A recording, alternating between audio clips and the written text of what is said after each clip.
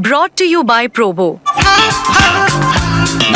ऐसे ही हाँ और ना का गेम है Probo, the power of yes and no. The activity on this platform may be habit forming or financially risky. Participate responsibly. वो खेल वैसे भी कहते हैं हरियाणा के खून में है।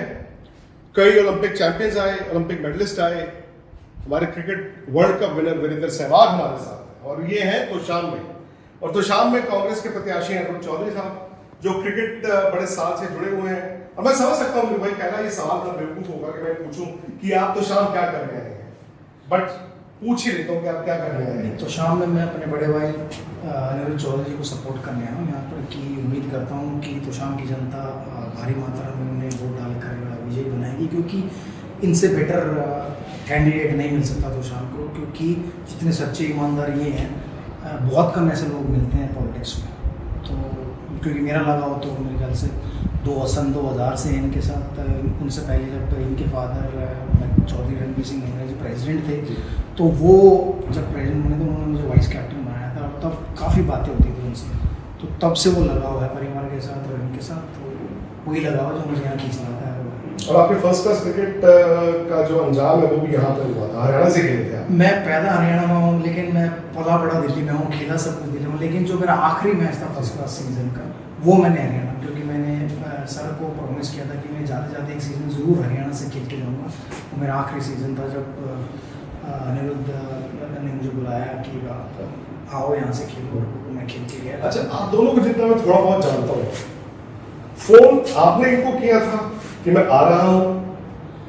छोटे का ही फर्ज बनता है बड़े को फोन करना कि जी आप खड़े हो, जो भी मदद चाहिए मुझे बताओ, मैं पहुंच जाऊंगा और मैं अपना फर्ज निभा रहा हूँ। क्योंकि हमारे यहाँ जाटों में होता है कि जब भी बड़ा भाई कुछ काम करता है तो सबको मिलकर उसकी मदद करनी पड़ती है। और मैं ही नहीं, आप भी तो पहुंचे हुए हैं। मैं तो आप बड़ा भाई हो गया, टेक्निकली हरियाणा से भी।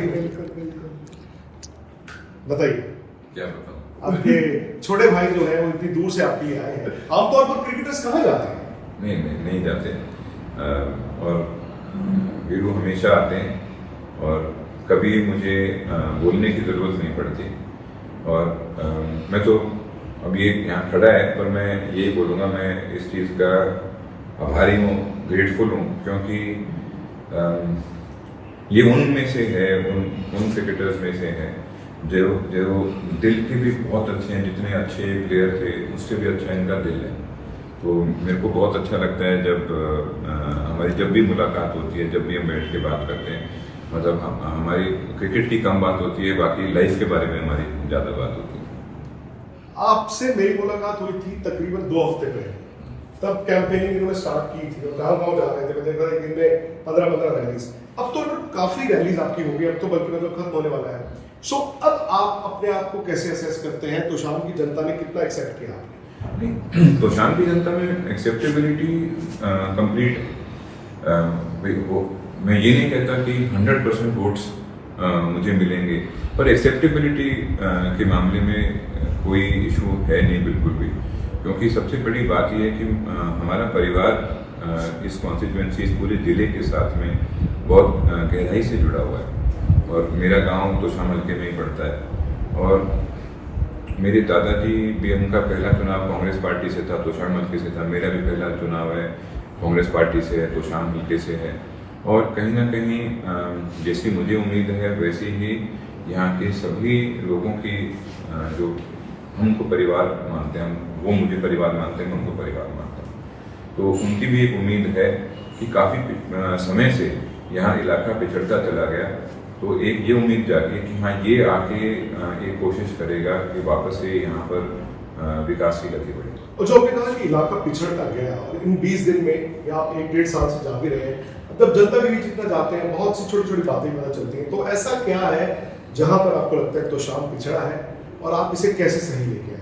सबसे बड़ी बात है यहाँ पर ना, पानी की बहुत बड़ी समस्या है। नहरी पानी की, पीने के पानी की बहुत भारी समस्या है। और ये मेरे ख्याल से एक फंडामेंटल राइट है कि आपको पीने का पानी मिलना चाहिए। कई जगह लोग खारा पानी पी रहे हैं, और ये सिर्फ इसलिए कि पानी का सही तरीके से मैनेजमेंट नहीं हो रहा है। कई जगह थोड़ी और टेक्निकल इश्यूज हैं जो रिजॉल्वेबल हैं मेरे हिसाब से।